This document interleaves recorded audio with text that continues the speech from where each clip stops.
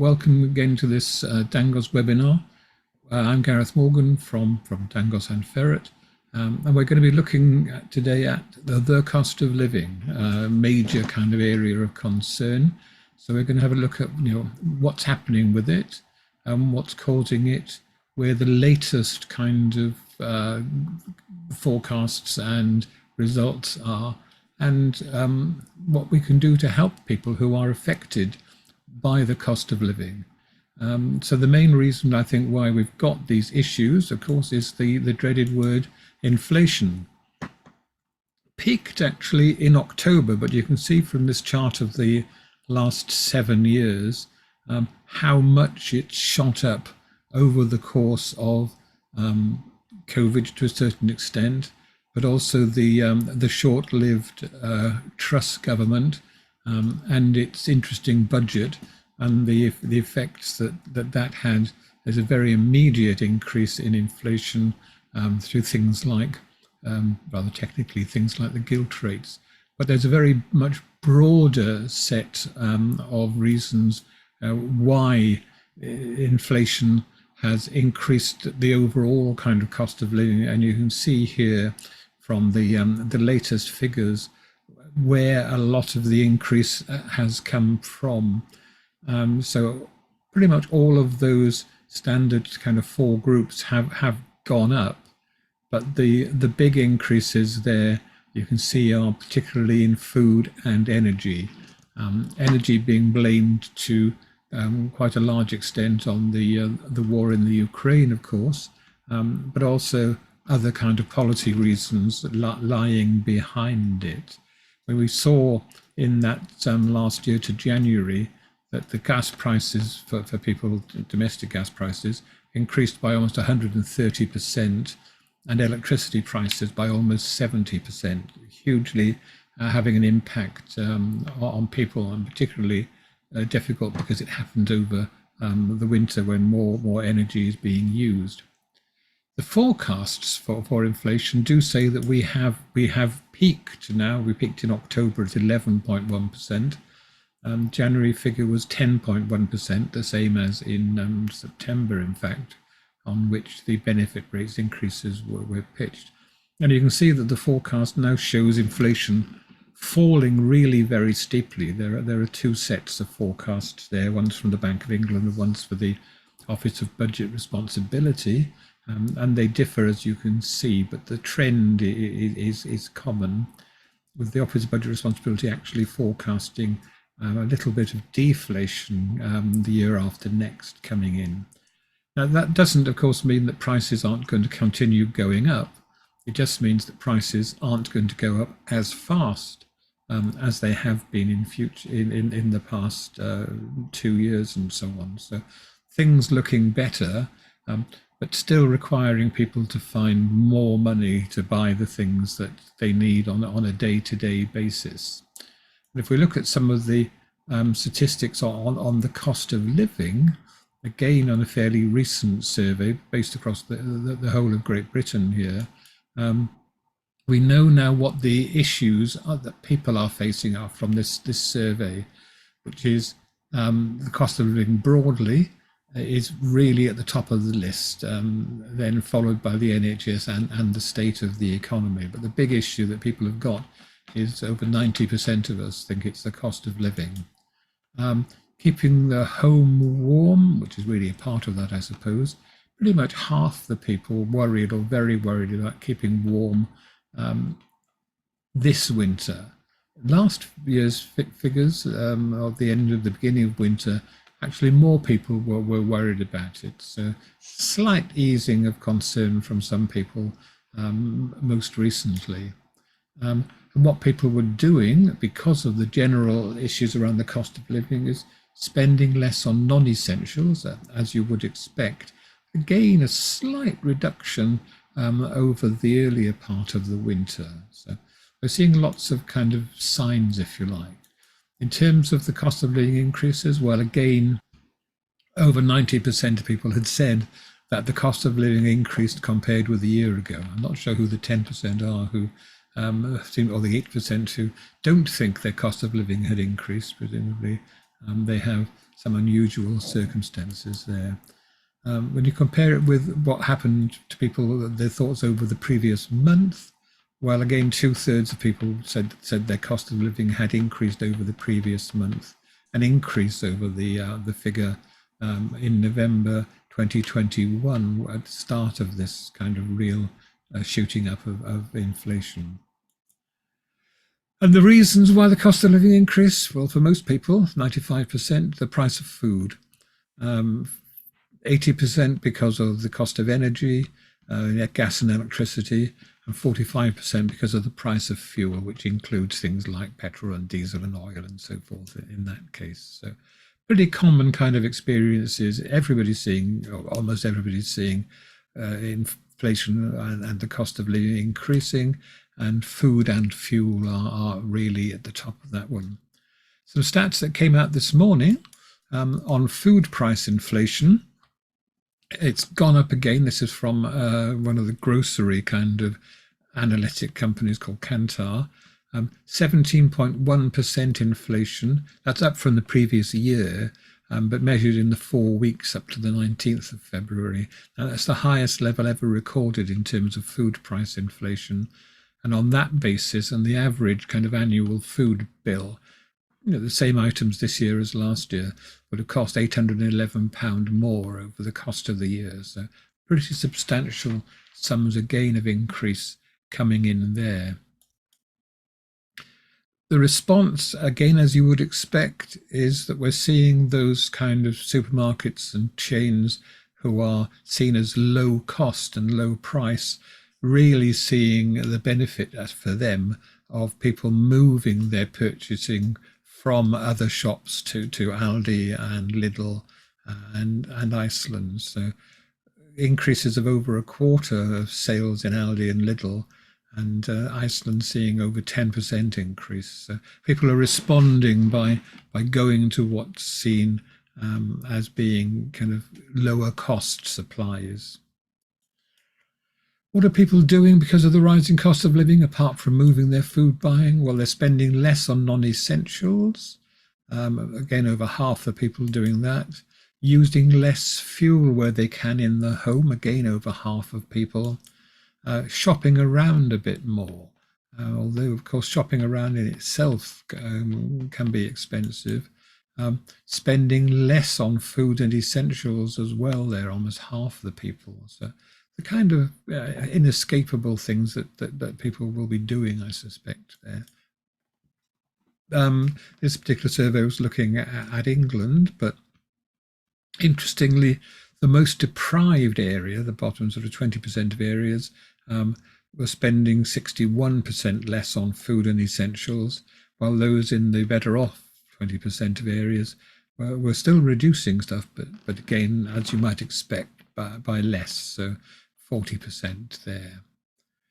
Household finances, well, we know now that almost 20% of adults just don't have any savings at all, so no buffer against kind of crises and disasters there.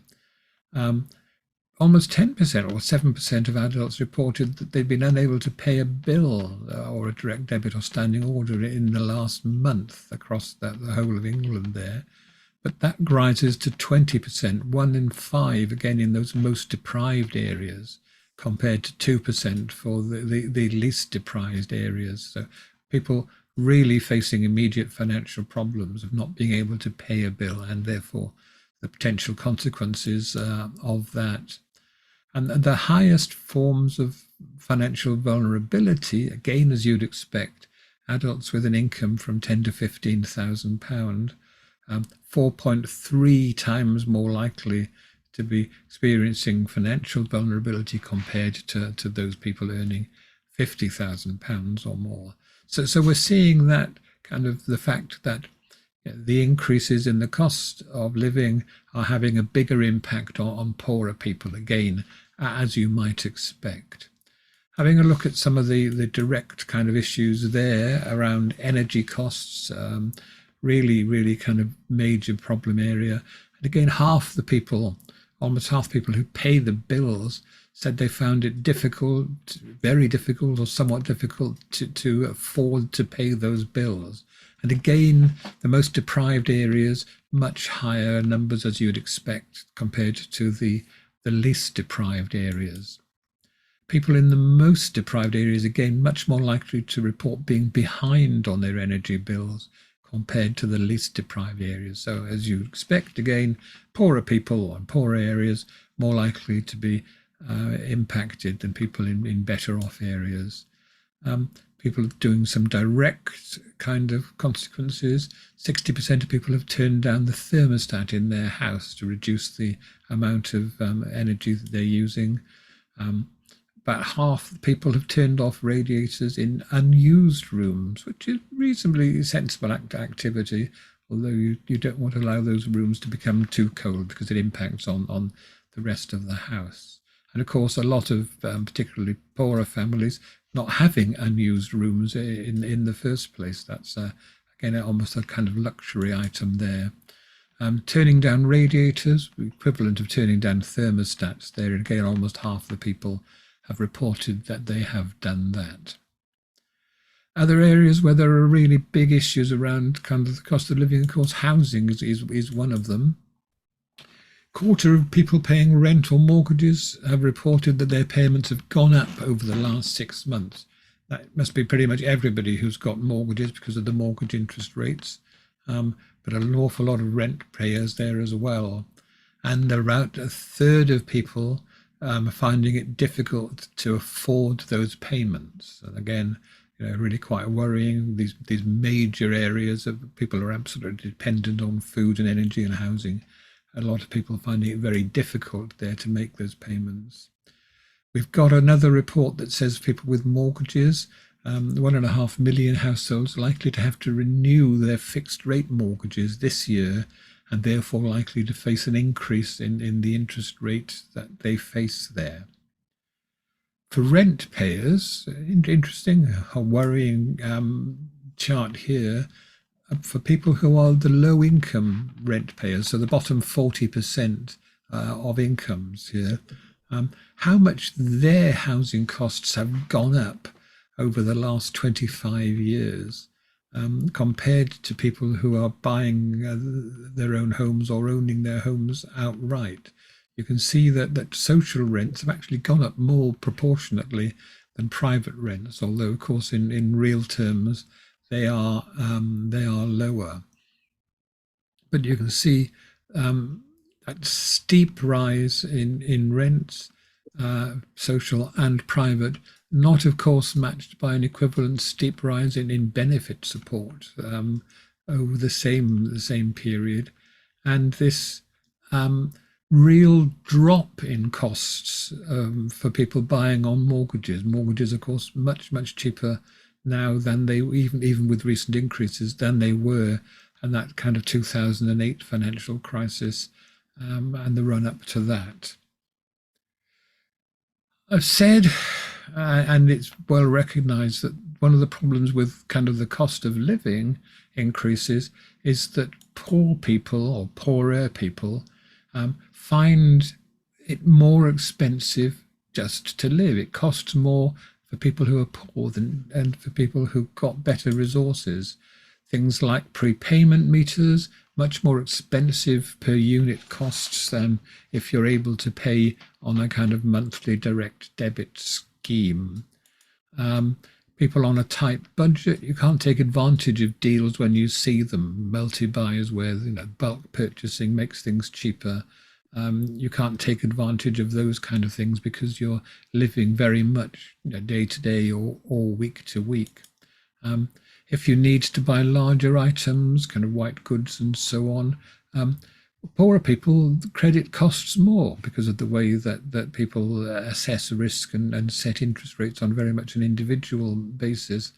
And of course, need to use credit more as well, far less likely to have the savings to buy things outright that they need. So it costs more again in that kind of area. And it just costs a lot more in energy terms to budget and plan meals and so forth. That picture is from one of Jack Monroe's weekly planner budget showing how much research and thinking has gone into working out what they're going to eat that week and how much it's going to cost and where to get it from. It takes an awful lot of energy to budget in that sense, which takes it out of you again there. And of course, if you've got no car, then you're talking about public transport, which isn't cheap in itself, and you can't shop around in the same way of popping from cheaper place to cheaper place to cheaper place. It just becomes impractical when you're dependent upon public transport. So you're buying stuff very often more locally in terms of the shops that you're able to get to. And as we all know, small kind of local shops tend to charge more than the bigger out of town supermarkets and so forth, if you can get to them. We've had another batch of very interesting kind of surveys and reports out this week. In fact, UK Poverty from Joseph Rowntree Foundation has again been looking at what they think the reality of the situation is, and in terms of their definitions, 13.4 million people across the UK in this case, living in poverty in 2020, 2021, that last full year they had the figures for. Around 1 in 5 of the population, we're talking about that, 20% of people. Of those, almost 8 million are working age adults, 4 million are children, and 1.7 million are pensioners. So it's spread across the whole of the population there, but 1 in 5 people living in poverty. Now, there was actually a reduction in the headline poverty rate and numbers from 2019-20 to 20 and 21. The reasoning behind that was partly because a falling average income causes the relative poverty line to drop. And it's one of these things that at first sight a bit odd, because the definition of poverty, but being people living below 60% of kind of the average income, means that when the average income falls, the 60% figure drops, and very often fewer people are defined as living in poverty. So it's not a measure of absolute poverty, and looking at that kind of level there. And also we saw a range of temporary, particularly coronavirus kind of support things being introduced, that £20 a week uplift for universal credit and working tax credit, which is still very much missed.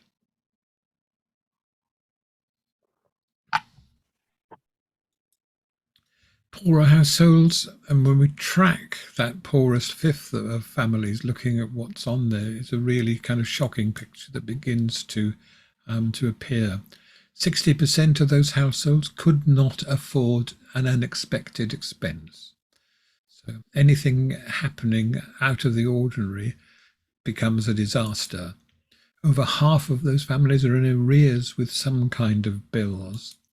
About a quarter are using credit to pay essential bills, and again that makes it much more expensive, of course, to do that. 70% of those families going without things that are essential, that don't have the money for essentials. So we're talking really about that creating absolute poverty there. They're in the Joseph Rowntree Foundation's cost of living tracker, looking at the end of last year. Half of those, again, bottom fifth of families, reducing spending on food for adults.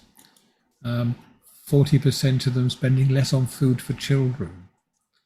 One of the arguments, of course, why we're looking at the increase in free school meals for children coming in Wales, including breakfasts in primary schools. Half people just reducing the number of showers they take because of the cost of heating water there. So really kind of unpleasant things and dangerous things happening around those families. 60% heating the home less. And that poorest fifth of families, well, we know that Wales is overrepresented in terms of number of people in poverty and the poverty rates. This is the UK regions and nations figure on the average numbers, again running up to 2021. Wales were there showing a 24% poverty rate and 750,000 people in reality. Not the highest in that area, but substantially more than most areas. And in terms of Welsh poverty generally, across the 4 nations, we have the highest poverty rates. So with that 24% of people living in poverty.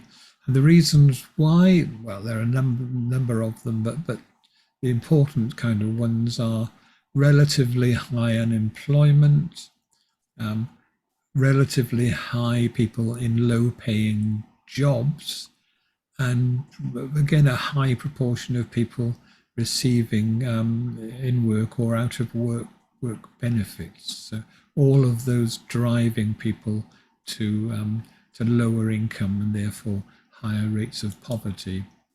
Similarly, the child poverty rates in Wales consistently above average, 27 to 36% clustering again there.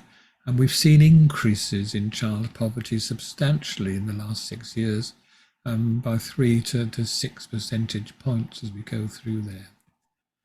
And of course, the big support area for people who are poor has been the safety net of the benefit system. But if we look at what's happened to the value of benefits compared to earnings over the last 40 years, again, you'll see that we've had this substantial drop in that relationship consistently since the 1960s. Partially, of course, that's because of the very, very high increase in earnings over much of that period.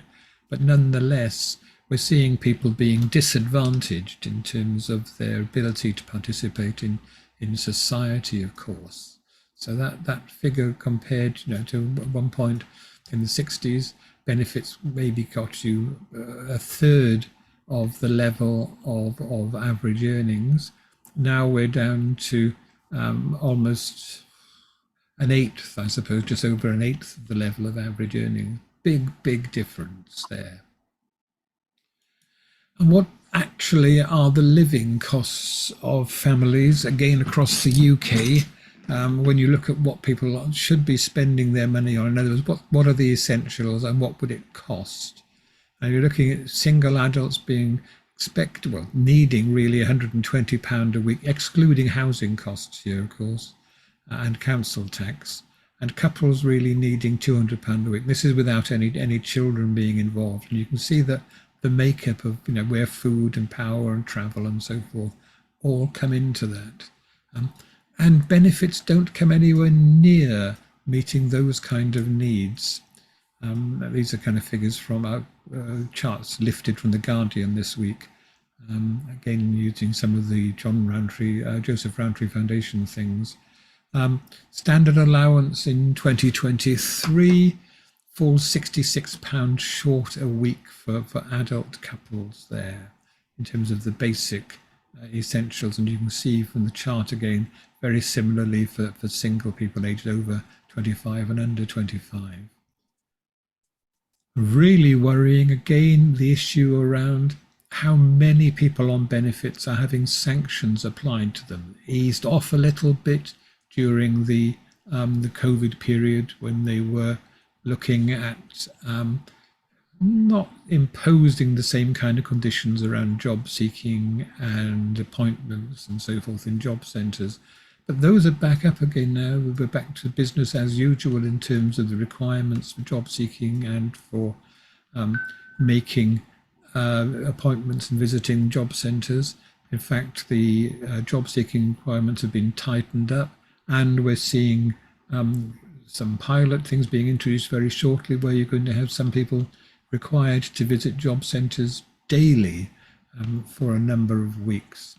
And because of those kind of impositions of conditionality, sanctions are at their highest levels as well. And of course, as the second part of that chart shows, if you have deductions because of sanctions, then it really chops you back again. You can see that in that particular case, there's an average kind of over £30 of deductions coming in there and making people fall again very short of what their ability to buy the essentials are. And yet, even with those kind of figures and those kind of cost of living increases and cost of essentials, we're still seeing huge numbers of people who should be getting benefits not getting them. Go back to the last kind of figures, which are a couple of years old now, in terms of unclaimed benefits. Again, across the UK, government estimated £16 billion a year in means tested benefits going unclaimed. Proportionate across Wales, £750 million a year, £240 for every man, woman and child. We don't know what the universal credit figures are. We don't have current figures for other benefits because of some problems there around the moving people and the stats. And we also don't have figures for disability benefits. Very hard to make reliable estimates there.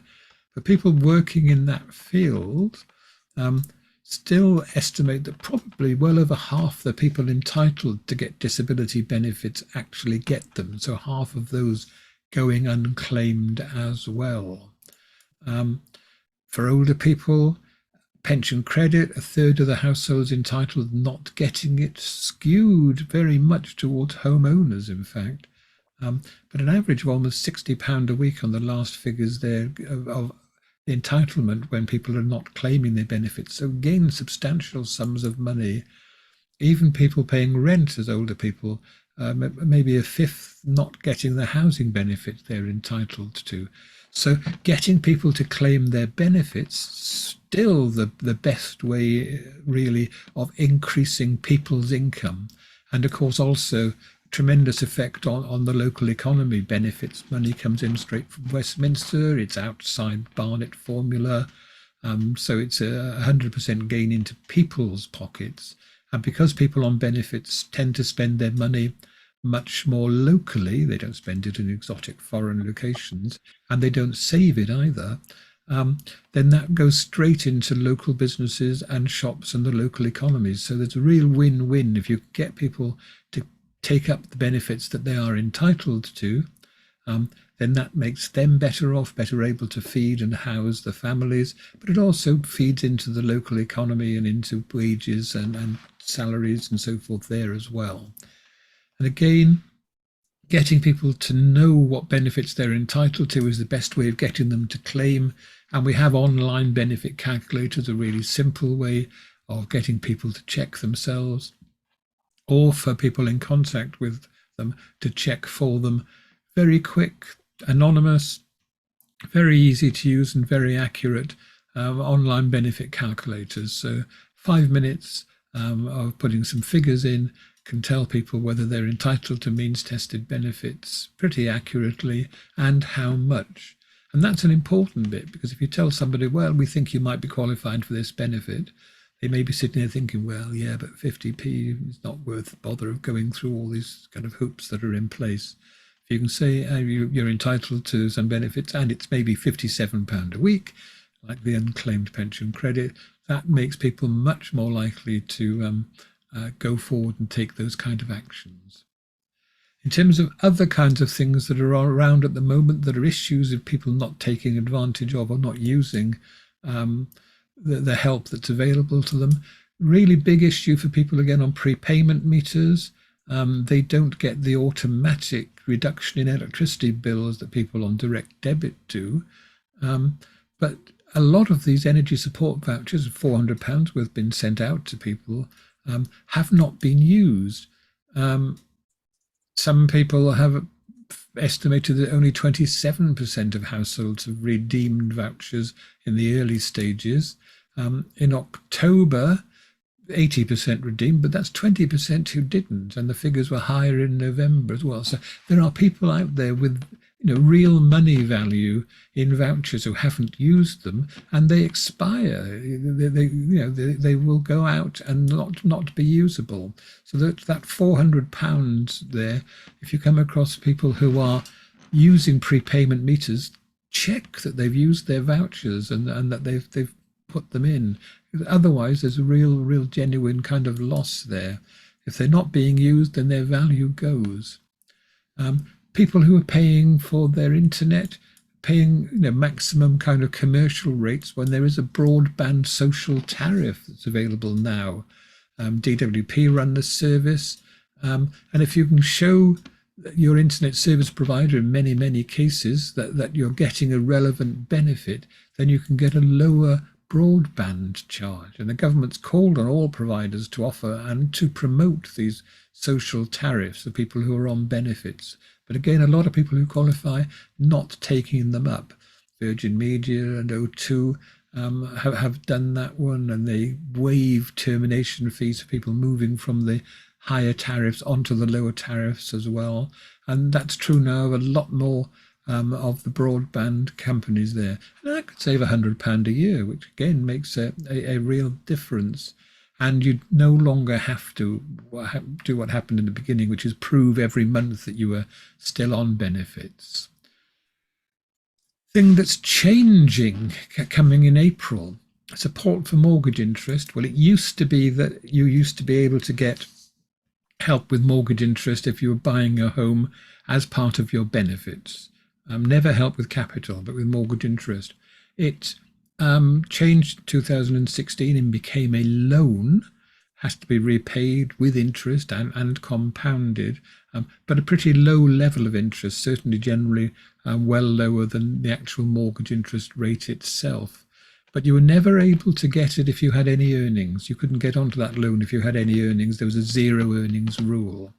And if you stopped working and lost your earnings, you had to wait 9 months before you could apply for that loan as well.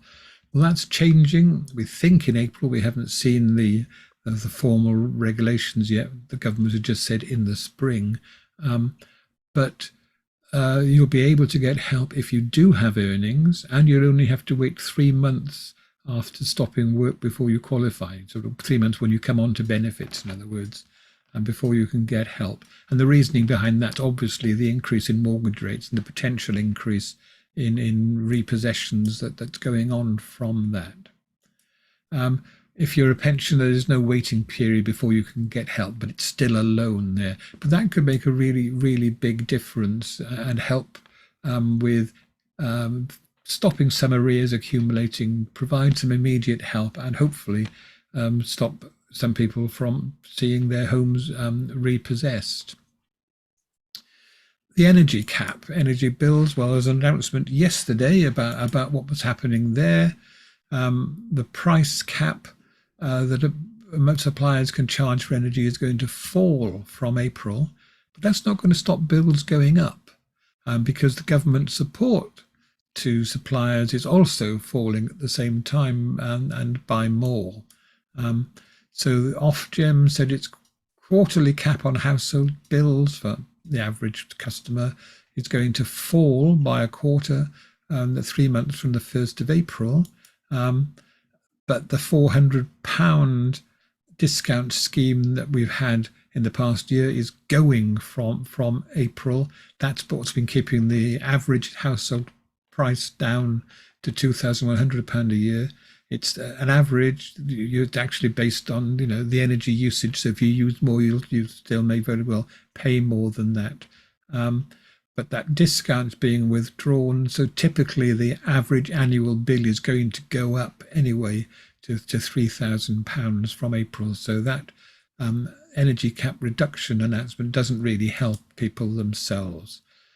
And again, prepayment meter people, well, they pay an extra £45 a year effectively on average because the energy companies say it costs more to serve them.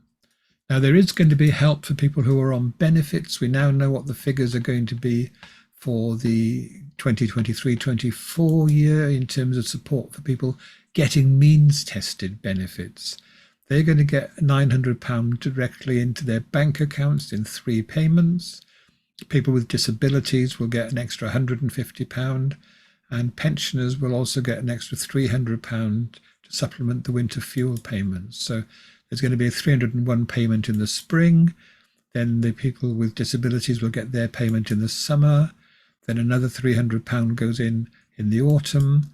Then the pensioners' winter fuel payment increase comes in the winter. and next spring we get £299 extra for people on benefits. That 301299 is there to make it easier to identify the amount. So help for people on benefits and for older people and disabled people there in terms of the energy side of things there. The application portal actually is on the wrong slide there. That should be applying. Oh no, sorry, it's because the whole slide jumped and I didn't have the the gradual build-up of this one. There's a thing called the Energy Bill Support Scheme Alternative Funding for people who are living off-grid and therefore haven't been getting the automatic reduction into their electricity account. It's been taken a while to get sorted out, but some people who are paying energy through landlords or living in kind of houseboats and park homes or just off electricity completely can now apply through this portal, and we put that's up on the forum, the link there. If they pay for the energy they use where they live and they've got that address, then they can apply for that £400 help now. That opened yesterday. All sorts of general things about kind of economizing. We talked about what people can do with turning radiators down and so forth. Big one apparently, if you turn the boiler flow down on combi boilers, that can save £100 a year without making any apparent difference to kind of temperature of hot water and heating. So that's something that everybody should be thinking about. Those people who turn down the radiators in unused rooms might be £70 a year. Just turning things off with a socket and then not and ignoring, getting rid of those standby amounts of power that trickle out 24 hours a day. Again, potentially £70 a year. Changing things like washing clothes at lower temperatures. Maybe £40 a year. I mean, there's an awful lot of stuff using the tumble dryer list. You can find lots of these things and tips and hints by looking around the web. But these things do add up, and getting people to think about them can add up. Here's an extra £200 for some people, but it's the last, really the last chance to get it. This is the Wales Fuel Support Scheme. £200 if you're qualifying from local councils, if you're on support, all these kind of means tested benefits, disability benefits, carers allowance, contributory benefits, armed forces payments, attendance, all of these sorts of things. If you were on those benefits by the 31st, from September to the 31st of January 2023, you qualify for an extra £200 via the local council. But you have to apply by today. So if you know anybody who hasn't done that and who qualifies, they need to get that application in this afternoon. Otherwise, it's gone. And we're not going to see that fuel support scheme renewed for the next year.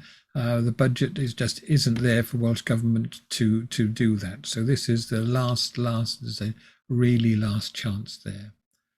Then we've got things that are simple things, quick wins, that thing like the online benefit calculators, people going to Nest again, qualifying through getting means tested benefits, being able to get help with insulation, maybe boilers and central heating systems, money from DAF to help in the emergencies, people that are really sort of desperate, financial hardship, just lost a job or waiting for first payment of benefits.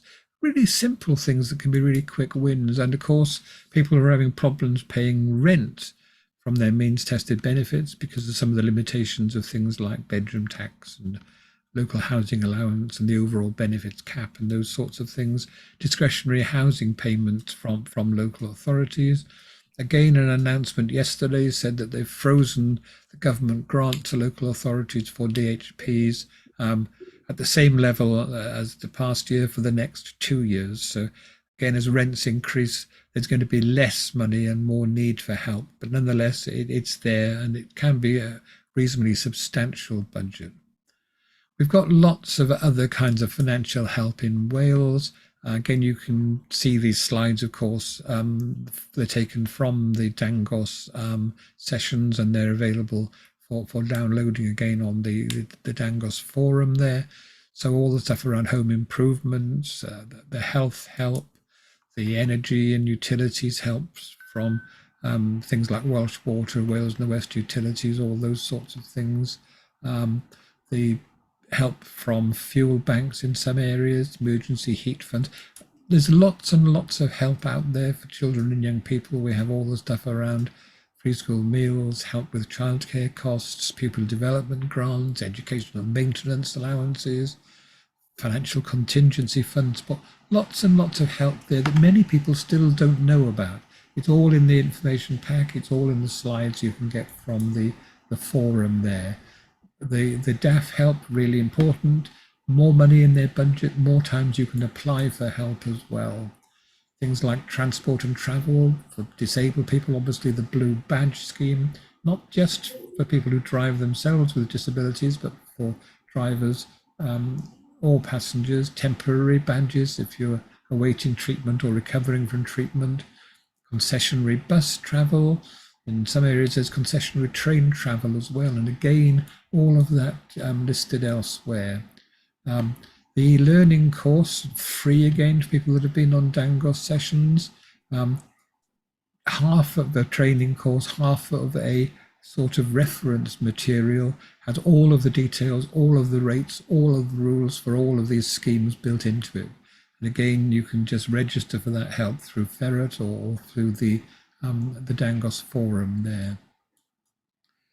We've got this forum, it's fairly new, and we're trying very hard to encourage people to sign up to it. The idea is it will be a place where you'll get kind of the news flashes, the news items coming up there, but also all of the materials from Dangos, the slides and the training materials, the information packs, recordings of these webinars on there as well, but places where you can ask questions, provide information, share support, talk about anonymously about cases and what help might be in there. Make it a central place to go to when you want to find out about what's going on and what help is available. So dangos.wrac.wales is the place to go to register for that, and then you'll get all of that kind of information flowing into you when you look at it. Don't forget, you've got colleagues that haven't been on the Dangos session, they're still going forward. The basic courses and then the follow-up sort of intermediate courses, great for refresher courses for people who have been working in the areas for a while. Little bit tweaked focuses on benefits and housing and social care and health, but not enough to make it worth doing the sessions separately. All on Teams or Zoom, all in English or in Welsh, and of course all there with dates for public courses via Eventbrite. All can be booked for teams of people for in-house sessions. So that's about what I wanted to talk about in terms of this morning's bit, and the next sort of quarter of an hour or so is there for you to ask questions, make comments. So I don't know whether if you put the questions into the chat, and this is where Sam now will start filtering them through and taking all the rude comments out, hopefully, and passing on the proper questions. Don't forget, of course, that these monthly webinars are now a regular thing, and the next one is going to be on Wednesday the 29th of March, when we were looking at what happened in the budget. The budget will have occurred a week or so before that, and there are always consequences in the budget, and that's when we find out very often the final amounts of things that matter to poorer people as well. So you can register for that one already, and I'll put the link in the chat, in fact, as well. And again, don't forget the forum is there. So I'm going to try and find that link, and I'll put that in the chat at some point in the next 10 minutes. So, we've got any questions, Sam?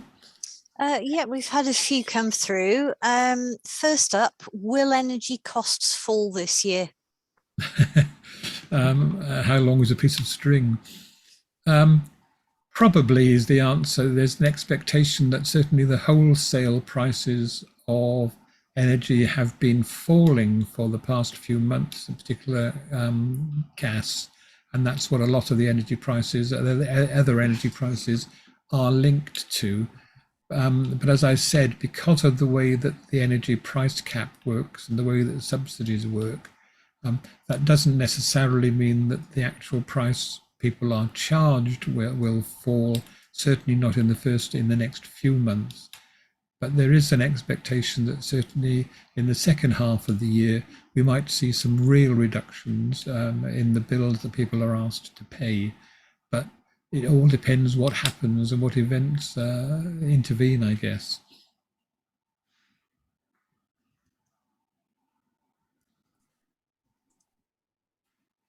Next one, are there any more there then? Okay. How can we help people whose rents are going up? Again, good question.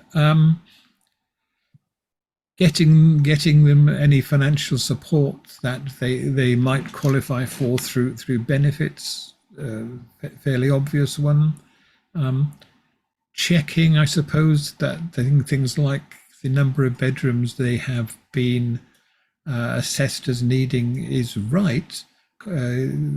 Sometimes there are people who have a kind of a bedroom tax, or the number of bedrooms they're entitled to for local housing allowances miscalculated, because they're assumed to need fewer bedrooms than they actually do, because of things like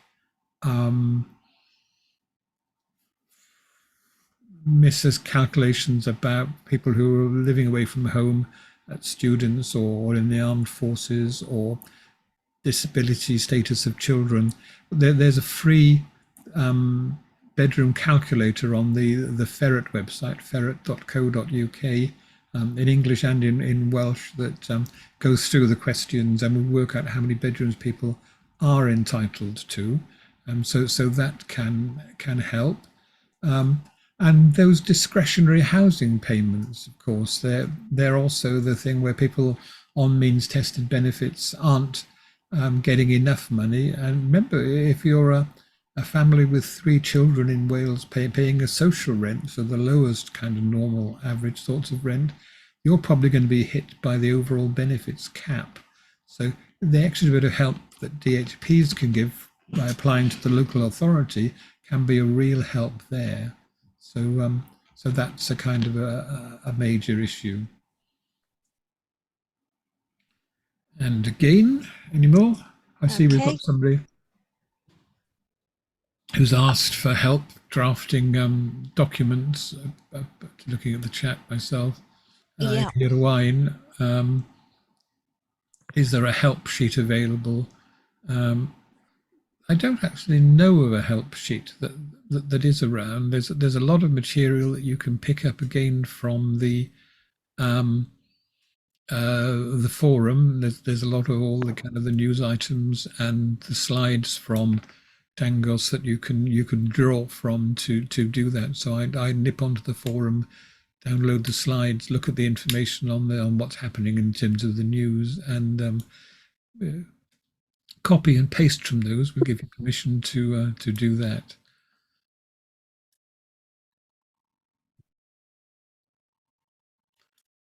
Any more there, Sam? Okay. How long does the e-learning course take to do? Ooh, how long you want to take to do them? I mean, there are a number of e-learning courses on the Ferret e-learning website. The big one, which is new, again in English and in Welsh, on the other financial help in Wales, but also ones about a number of different benefits. There's universal credit course, there are legacy benefits courses, there's a course on the history of the welfare state going back to biblical times, and all sorts of things. And they take as long as you want. Once you've signed up for them, you work at your own pace, and you can go through them and stop and come back and restart where you were and so forth. So you could sit down and go through them, non-stop, and spend a few hours or days doing that, or you can dip into them and just go through them gradually. So I think that's fair, Sam. You're the e-learning expert. That's reasonable. Very much your own pace, yeah. We do give approximate times for each course at the beginning of them, but you can take less time, you can take more time. It may be that there's bits of them that will be useful and bits that you think aren't, and you could skip past those. Yeah. The yeah, I mean the value of them is that you can concentrate on the bits that are relevant to you as well. You haven't got to start at the beginning and go through. There's always a kind of an index to the contents of the course, so you can jump in where you want to and then jump out again if you want to as well. Is that fair, Sam? Yeah, and we very much made it as well, so you haven't got huge long lumps of text to go through. It's very much broken up into small pieces. There are little assessments as well, so that you can test what you've learned if you want to take them. Yeah. So hopefully they're sort of nice and flexible, and you can dip in and out as you would want to. Yeah, I think that makes sense. I see there's another question about what help is there for pensioners only getting the savings credit element of pension credit. Mm-hmm. That's an interesting one, because savings credit is only available to people who got to pension age before 2016, because people who get the new state pension aren't able to qualify for it. It's a bit of extra help for pensioners who have made some provision towards their retirement. So it's one of these odd things that if you have a little bit of extra income, it gives you a top up on that, which goes up for a little bit as your income increases and then tapers away again. So if you saw a graph of it, it's kind of pyramid, or shaped in that sense. And its real value has been chopped away again over recent years. There's nothing directly, it's not one of the benefits that qualifies as you as a passporting benefits. There's nothing that follows directly from it. But one thing that's a real concern is that because people who get it tend to have been getting it for a number of years, they often haven't then reapplied for other benefits that they might now qualify for, where they wouldn't perhaps have qualified when they first got savings credit. So it's always worth doing another benefits check for people in that kind of situation. See, there's another link on the an information source for people to look for help for households, that's been put in the chat, which is very useful, from Sarah Frost. Thank you very much for that. There are other things, again, on the internet that you can look for. There's obviously the Welsh Government website itself, which has, again, stuff around help for households. And there are things like dewis.cymru and advicelink.cymru, where you can get more information. Dewis is really increasing in value as a directory of help and services across Wales. Can we have any more questions there, Sam? Yep. Where are we? Are people likely to see repossessions of their homes increase? That's a worry. The increase in mortgage rates that came in again following the Trust budget, having a real impact on how much money people are expected to pay, of course, in their monthly payments. The expectation is that that's going to mean an increase in arrears, and an increase in arrears obviously means an increase in repossessions. And that's one of the reasons we think why the government have changed their rules on mortgage loan help for people who are in work, because the impact on people who are in work is as bad as the impact on people who are out of work, potentially worse, because people may very well have higher mortgage payments because people working will tend to have been buying their houses more recently when the costs were higher, and therefore the borrowing was higher as well. Partly it depends, of course, on what the mortgage lenders will want to do as well. They have been fairly helpful in terms of allowing renegotiations and mortgage holidays, and trying to avoid, nobody wants to repossess houses. It costs them a lot of money, as well as causing harm, obviously, to the people who lose their homes. But nonetheless, they somewhere along the line that savings or the kind of relief that they grant people gets added onto the bills and will have to be paid back in future. And so at some point, if you like, the cliff edge arrives and they feel they have to take action. So I think we will see more repossessions, but hopefully we won't see as many as we would have if they hadn't changed things like the mortgage interest rules. We're coming up, I can see, to 1 o'clock. Should we got one more question, Sam? Yeah, let's go for a practical one. Will you be sending the recording and slides from this meeting out? We'll be putting them onto the Dangos forum, the recording and the slides. So it's another reason to register for the Dangos forum at dangos.wrac.wales. The WRAC stands for Welfare Rights Advisors Cymru, where we're piggybacking on the forum that's there. And actually, Welfare Rights Advisors Cymru may be of interest to people who are benefits advisors as part of their work in terms of joining that as well. And again, you can find some more details about that on the forum, or just email us at info@dangos.wales or dangos.cymru to get that sort of information. And if you I haven't been able to find the direct link for the next Eventbrite for to put in the chat, but again, that'll be on the forum. And if anybody wants it directly, just email us. We will email out to everybody on our mailing list anyway. So on that, my clock has ticked over to 1 o'clock now. So thank you all very much for staying to the end. I hope you found it interesting. So the next webinar is going to be on the 29th of March. And that's when we're going to be looking at, well, what's happened because of the budget. Thank you, Sam, for sorting out the questions and marshalling and being there as a backup if I disappear from the internet. And thank you all very much again for attending. And with that, we'll say bye-bye.